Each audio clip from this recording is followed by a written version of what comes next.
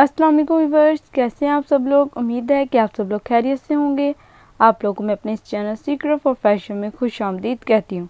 जो मेरे इस चैनल में न्यू है वह जल्दी से मेरे इस चैनल को सब्सक्राइब करना ना भूलें। जी मेरे व्यूअर्स, आज मैं इस वीडियो में लेकर आई हूँ 2 पीस ड्रेस। बहुत ही प्यारी हैं, शॉर्ट शर्ट्स हैं और साथ में उनके दुपट्टा भी है।